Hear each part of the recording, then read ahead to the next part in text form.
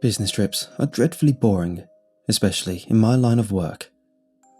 The only good thing about them? The hotels. The tedium of day-to-day dealings bookended with clean towels and a mint on my pillow. If I could live in one, I surely would. There's just something in the ambience that soothes my soul, for lack of a better phrase. At least, that's how I felt until staying at the Covenwood Inn. It seemed like any other hotel at first. Typical floor plan, decorative arrangements, overly polite check-in clerk. It wasn't until I received my keycard and ventured up to room 371 that I would notice a dissonance in the layout. Something amiss that broke up the usual hotel landscape. In my room, placed deliberately on the bed, was a sheet of paper. Restrictions printed on official Covenwood Inn stationery.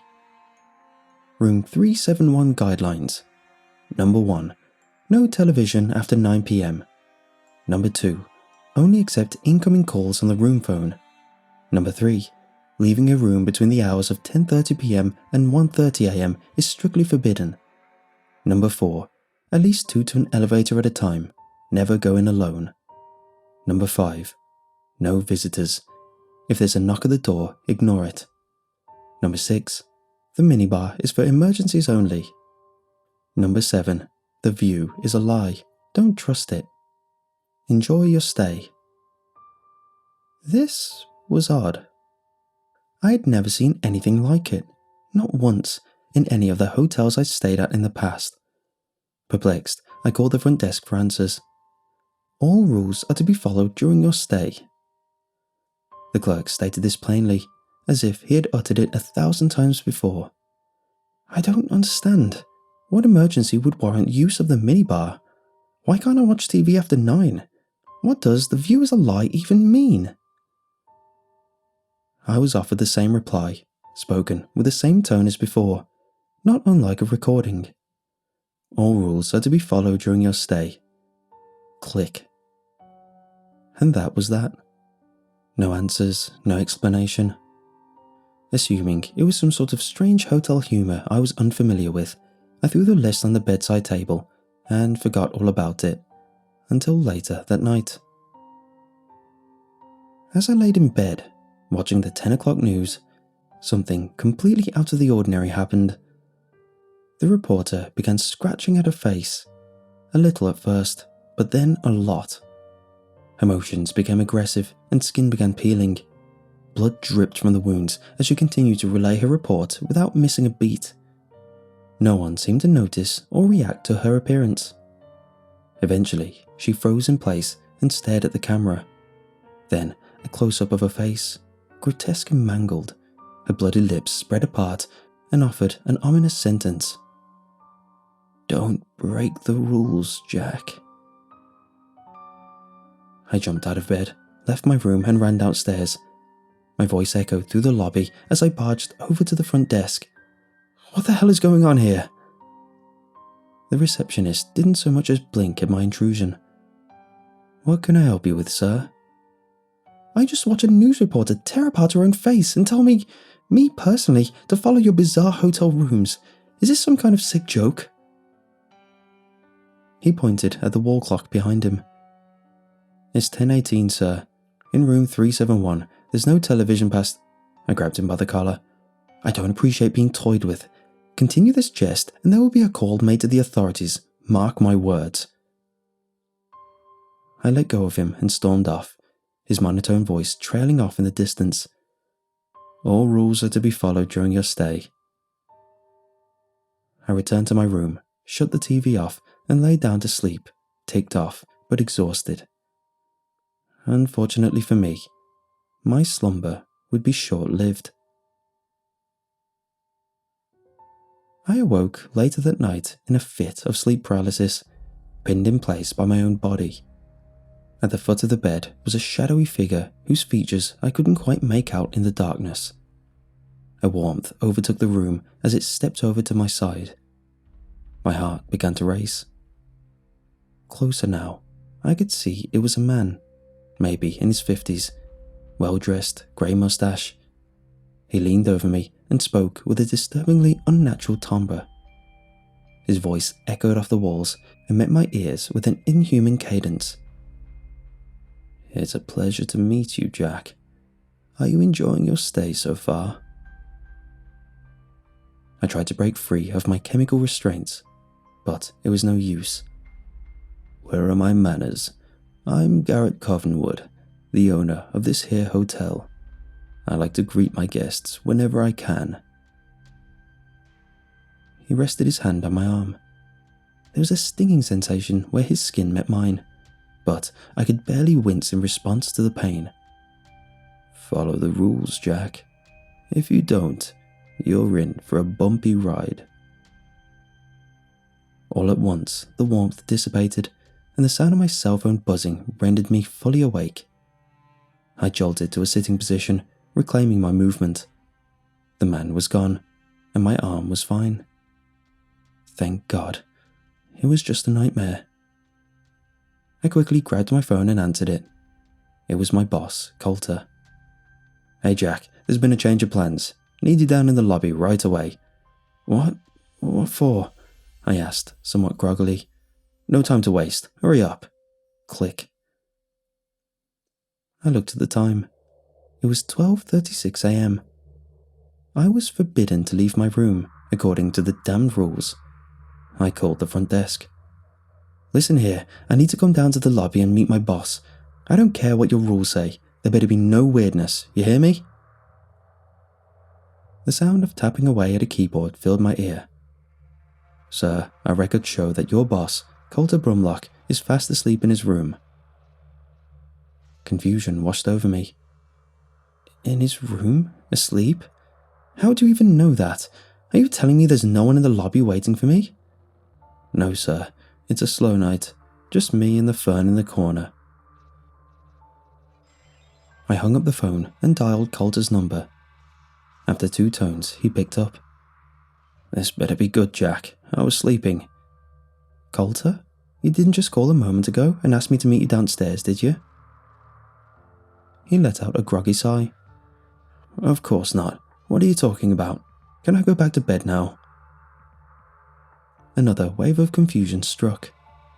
"Sure, it was probably a wrong number or something. Sorry to wake you." Before hanging up, I asked him one last question.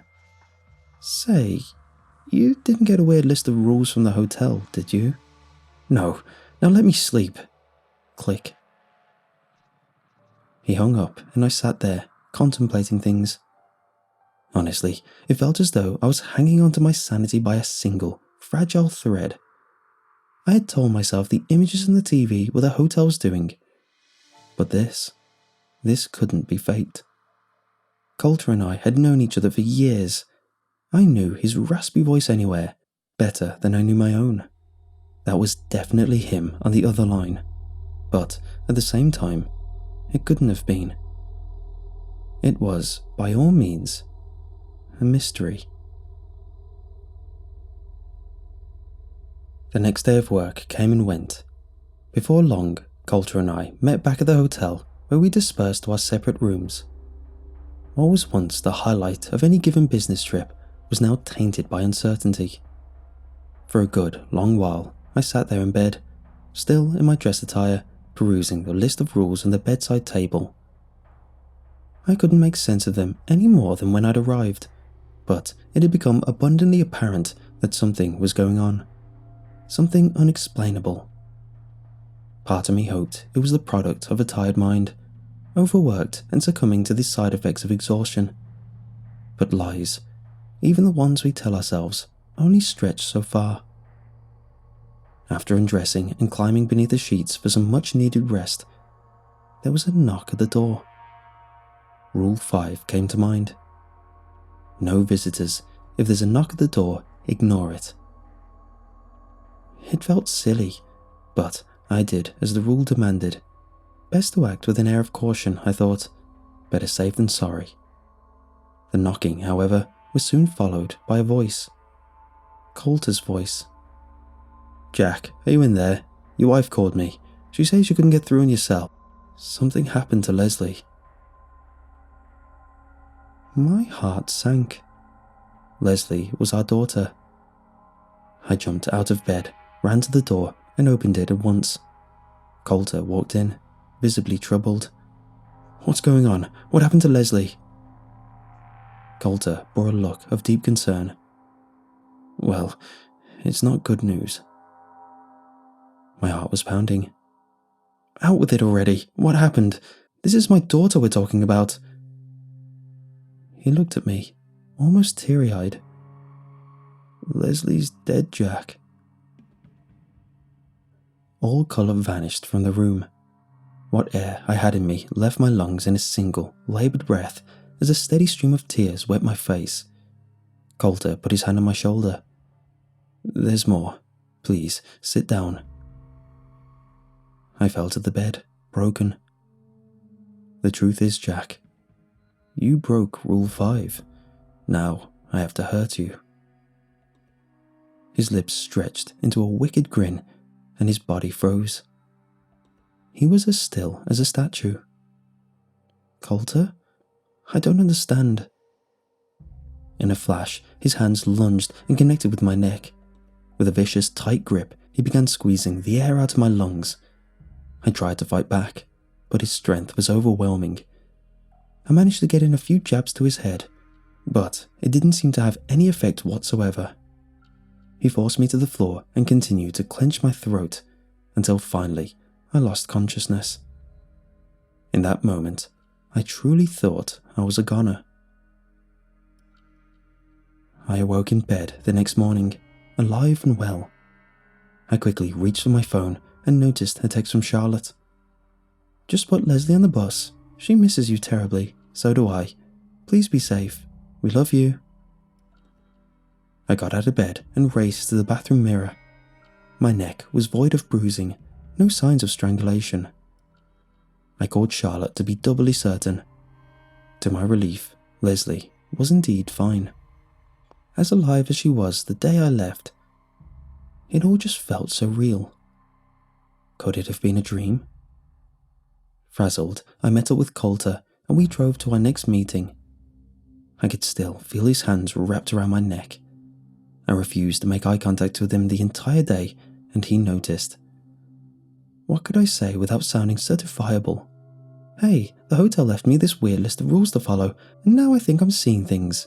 Want to stop for a coffee before you drop me off the nearest hospital?" No, that wouldn't bode well.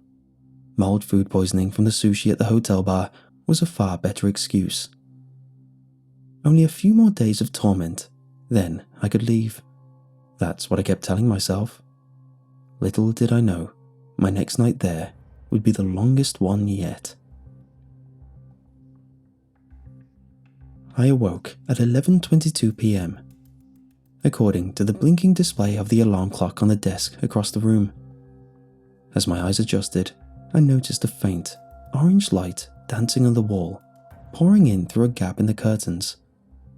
I pulled myself out of bed and walked over to the window to identify the source of the light. What I saw was absolutely horrifying. The hotel was ablaze, an enormous fire engulfing the ground. The flames grew to great heights and touched the glass in front of me before I had the nerve to turn away and make a run for it. In leaving my room, I yelled to warn the other guests. "Fire! There's a fire! We need to leave at once!" No one joined me in the hall. There was no sound at all coming from within any of the other rooms on the floor. Had everyone evacuated already? Was I the only one inside? I opened the first door in reach. It was unlocked. Inside was the reporter from TV, her face still dripping red, a bloodstain on the carpet now. "You should have followed the rules, Jack." I slammed the door shut and moved on. In the next room was Colter. I watched him strangling a copy of me before his head turned and we locked eyes. He threw my lifeless body to the floor and started running to my position. "You can't hide, Jack." I closed the door and ran to the next. This room contained yet another impossibility, the worst one yet. It was my wife and daughter, standing at the door. Their eyes were vacant, drained of all human emotion. I watched, astonished, as their skin burned to a crisp before my eyes. Charlotte spoke first. "We miss you terribly, Jack," Leslie chimed in after. "When will you be home, Daddy?" I couldn't escape them. These horrors were around every corner. In a last-ditch effort to run away from my troubles, I bolted to the nearby elevator. The button was jammed, but I kept pressing it. I looked down the hall to see the reporter, Colter, my wife, and daughter all walking towards me. Come on, work, you piece of crap, work! Finally, the button gave way and the doors opened. I hopped into the metal box and pushed the button for the first floor. The doors closed just as the ragtag team of zombies closed the gap between us. I slid to the floor on the verge of a heart attack. The ride down offered no solace, no lull in the supernatural calamity I faced. Without warning, the elevator dropped, plunged to the depths of the hotel, far deeper than I thought possible. I gripped the railing as tight as I could as the light wavered in and out of life. In between flickers, Garrett appeared before me. "You broke almost every rule, Jack. This is what happens. You'll destroy us if you're not careful." He vanished. The light left with him. Knowing my death was fast approaching, I closed my eyes and thought of Charlotte and Leslie. I could see them playing outside in the rain on the day I left. It was always heartbreaking to say goodbye, and this would be no different. I held onto their memory and braced for impact. As the elevator neared the end of its descent, Garrett's booming voice entered my mind and broke the trance. "Wake up, Jack." Jarred, my eyes opened and I fell back, landing on the floor. The unique abrasiveness of the carpet brushed against my skin. I was no longer in the elevator. Upon taking a deep breath and gathering my wits, the familiar surroundings set in. I had inexplicably been transported back to room 371. As I looked around in disbelief, happy to be alive, I noticed the list in my hand. Rule number 7 was now circled. The view is a lie. Don't trust it. It took a minute to register, but I now knew what it meant. The view through the window. There was never any fire. It was just another ploy to get me to leave the room, and I foolishly took the bait. My eyes darted to the alarm clock on the desk. It was 1:47 a.m., meaning it was now safe to leave. I needed to get the hell out of there, and fast. I stood up, marched to the door, and grabbed the knob. It was hot to the touch, burning hot. I pulled my hand back instinctively to avoid the harsh heat. I then noticed the charred wood on the bottom of the door's frame, indicating fire. Real fire. But how? I thought the view had deceived me. I looked back to the list for answers and noticed a postscript, scribbled in pen. "You should have followed the rules, Jack. You did this. Now we all have to suffer." My eyes scanned the page for more clues to no avail. They kept landing on Rule 7. In addition to being circled, it was underlined with a striking red ink. Why did my attention need to be drawn here? Was it just gloating, or something more? That's when it hit me. I walked over to the window and peered outside. The fire raged on outside my room, but the world below seemed unaffected. No flames, no firefighters, no one running out of the hotel. Just a plain parking lot, traffic on the main road, and trees in the distance. As normal a view as one could hope to expect from this particular vantage point. But the view was a lie. I tried opening the window, but an unseen force closed it on my fingers. I screamed and pulled them back. In a great deal of agony, I lifted the chair at the desk and threw it against the glass. It shattered, revealing the world outside for what it really was. I saw the fiery wall below and heard the guests screaming in peril. There was indeed a fire, and I truly was in danger. Still in panic, I picked up the list and looked at Rule 6. The minibar is for emergencies only. This was certainly an emergency. Without any time to waste, I opened the minibar next to the desk. Inside were no drinks or food, only a small black box with a red button affixed to its surface. I pulled it out and placed it on the bed. There was now smoke seeping into the room through the outline of the doorway. Looking over the list again, there were no further instructions, nothing at all pertaining to the box. There was only one course of action left to take. I closed my eyes and pressed the button as hard as I could, putting my life in its hands. Memories played in my mind like a film reel running in reverse. The day's events followed by the previous, and so on. I relived all of the fear and torment in a matter of seconds, until eventually my eyes opened, and I found myself in line with Colter at the front desk, waiting to check in. "This place ain't too shabby, Jack. Better than the last one at least." I can't explain how, but I was back in the hotel lobby on the first day of the business trip, the day we checked in. "Say, Jack, what happened to your hands?" I looked down and saw the bruises left by the window. "Oh, it's nothing. Slammed them in the car door, that's all." "Both of them?" He was cut off by the check-in clerk greeting me. I was now at the front of the line. "Do you have a reservation, sir?" I stared at him for a while, remembering everything that had happened. I then backed away from the counter and turned to leave. "Jack, where are you going?" "Sorry, Colter. I think I'm going to get an Airbnb instead. I'll see you tomorrow." He waved his arms at me, frustrated, and then turned back to book his room. I heard the clerk handing him his key card before I reached the exit. "Here you are, sir. Room 371 on the second floor. We hope you enjoy your stay." Oh no.